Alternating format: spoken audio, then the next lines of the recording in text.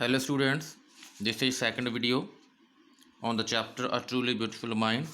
So today we will start from paragraph number 9.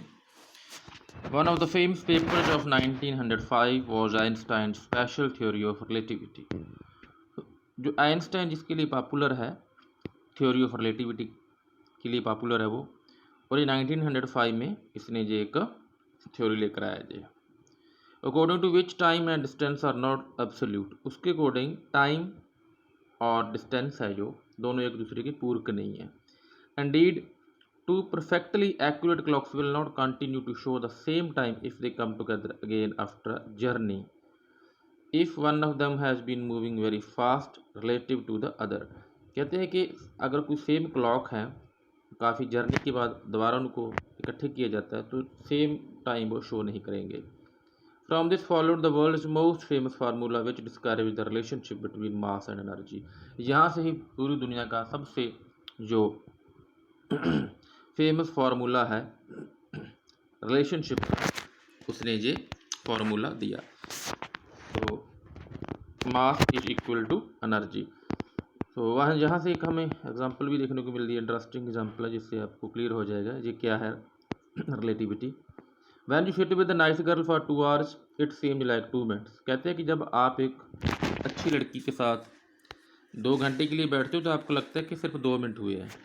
When you sit on a hot stove for 2 minutes, अगर आप गर्म stove पे 2 minute के लिए बैठते हो इट सीम्स लाइक 2 आवर्स, तो आपको 2 घंटे जैसे लगता है। कहने का मतलब जिस चीज़ से वो चीज़ रिलेटेड है उससे ही हमें पता चलता है उसका result, that is relativity.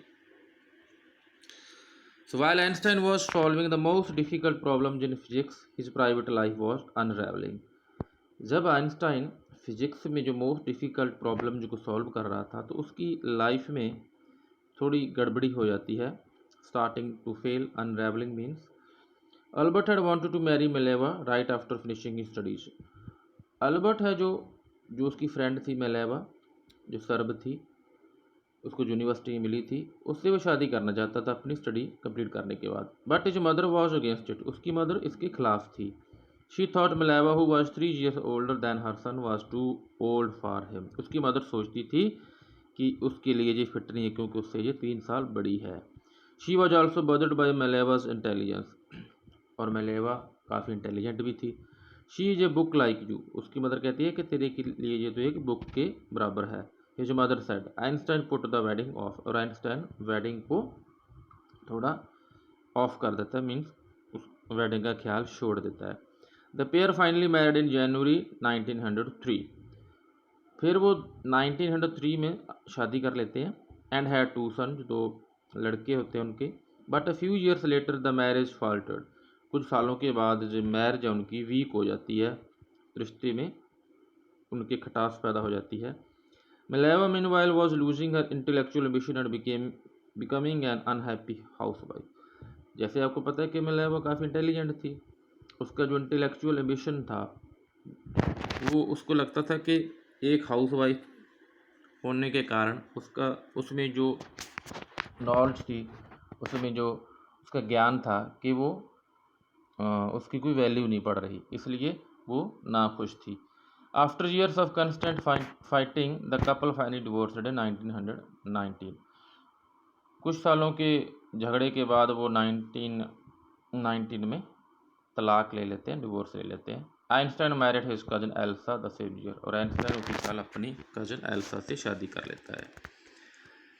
Einstein new personal chapter coincided with his rise to world fame. Einstein की जो नेक्स्ट चैप्टर है उसकी लाइफ का, उसको संसार में पूरी प्रसिद्धि मिलती है। In 1915 he had published his general theory of relativity which provided a new interpretation of gravity. So यहाँ वो अपनी एक रिलेटिविटी की थ्योरी देता है और जो ग्रेविटी की, गुरुत्वाकर्षण की एक न्यू इंटरप्रिटेशन होती है, उसकी व्याख्या होती है। An eclipse of this of the sun in 1919 brought proof that it was accurate. उसी साल एक सूरज ग्रहण लगता है, उससे ये प्रूफ मिल जाता है कि वाकई जो आइंस्टाइन की थ्योरी है बिल्कुल एक्यूरेट है, सही है, ठीक है। Einstein had correctly calculated in advance the extent to which the light from fixed stars would be deflected through the sun's gravitational field. Einstein पहले ही अपने कैलकुलेशन कर बता देता है कि ये सूरज ग्रहण कैसे लगेगा और बाकी स्टार्स की लाइट कैसे पड़ेगी उस ग्रेविटेशनल रीजन के कारण। The newspaper proclaimed his work as a scientific revolution. वो सारे न्यूज़ पेपर उसको कहते हैं कि ये तो एक साइंस में क्रांति है। Einstein received the Nobel prize for physics in 1921 और 1921 को आइंस्टाइन को नोबेल प्राइज मिलता है। नोबेल प्राइज बेटा दुनिया का सबसे बड़ा प्राइज है जो हर साल दिया जाता है। He was showered with honours and invitation from all over the world and lauded by the press. उसको पूरी दुनिया से इज्जत मान सत्कार मिलता है, इन्विटेशंस मिलते हैं और पूरी दुनिया की प्रेस उसकी प्रशंसा करती है। When the Nazis came to power in Germany in 1933, Einstein emigrated to the United States. जैसे ही जर्मनी में नाजी पावर में आते हैं तो ये यूएस होता है और इसलिए वो यूएस को तंग परेशान करते हैं, इसलिए ये वहाँ से छोड़ देता है और अमेरिका चला जाता है। 5 years later, the discovery of nuclear fission in Berlin had American physicists in an uproar. उसके 5 साल बाद बर्लिन में जर्मनी में ये पता चलता है कि वहाँ न्यूक्लियर जो परमाणु बॉम्ब है वो बनाए जा रहे हैं। तो जितने अमेरिकन जो साइंटिस्ट होते हैं, फिजिसिस्ट होते हैं, ये काफ़ी अपसेट हो जाते हैं। Many of them had fled from fascism just as Einstein had. वहाँ से काफ़ी तो जैसे आइंस्टाइन आया था भागकर वैसे ही आए हुए थे। And now they were afraid the Nazis could build and use N atomic bomb. और अब उनको डर था कि नाजीज हैं जो परमाणु बॉम्ब बनाएंगे और उसका यूज़ करेंगे। At the urging of a colleague, Einstein wrote a letter to the American president Franklin D Roosevelt on 2 August 1939 in which he warned a single bomb of this type exploded in a port might very well destroy the whole part together with some of the surrounding territory. अपने उसके कुछ साथी होते हैं, उनकी कहने पर Einstein American president को लेटर लिखता है और उसमें बताता है कि जो एक एटम बॉम्ब है वो कितनी ज़्यादा डिस्ट्रक्शन कर सकता है कि एक पूरे पोर्ट को, पूरी बंदरगाह को बर्बाद कर सकता है, कि साथ का जो जितना इलाका है उसको बर्बाद कर सकता है। His words did not fail to have an effect. The Americans developed the atomic bomb in a secret project of their own and dropped it on Japanese cities of Hiroshima and Nagasaki in August 1945. उसके letter का कोई असर नहीं पड़ता। American जो president होता है वो चुपके से अपने बॉम्ब बनाता रहता है और 1945 में जापानीज़ के 2 शहर होते हैं हिरोशिमा और नागासाकी, सेकेंड वर्ल्ड वॉर के टाइम उन पर गिरा देता है और बहुत ज़्यादा नुकसान होता है। Einstein was deeply shaken by the extent of the destruction. Einstein इस तबाही से बहुत ज़्यादा दुखी होता है। This time he wrote a public missive to the United Nations. फिर भी एक वो और बहुत लंबा लेटर लिखता है यूनाइटेड नेशंस को। In it he propose the formation of a world government. कहता है कि पूरी दुनिया की एक सरकार बननी चाहिए। Unlike the letter to Roosevelt this one made no impact. जैसे उसका लेटर लिखा था उसने अमेरिकन प्रेसिडेंट को, उसका कोई इफेक्ट नहीं हुआ था, इस लेटर का भी कोई इफेक्ट नहीं होता।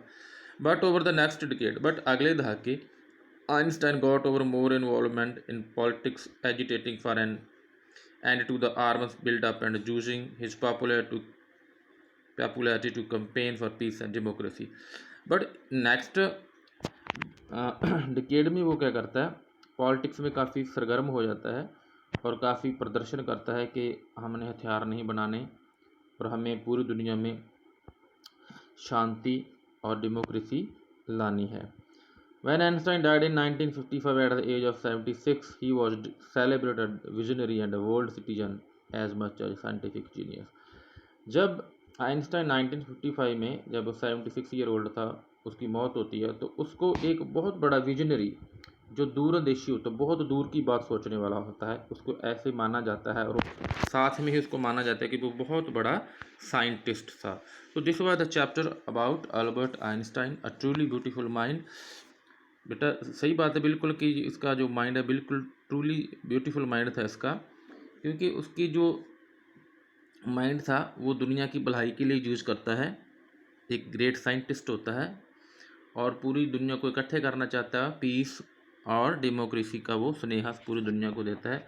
सो he is known as the scientific genius and visionary of the world. So you will complete the related question answer all these up to 8, and after writing these questions on your notebooks you will send to me on my WhatsApp number. Thank you and have a nice day.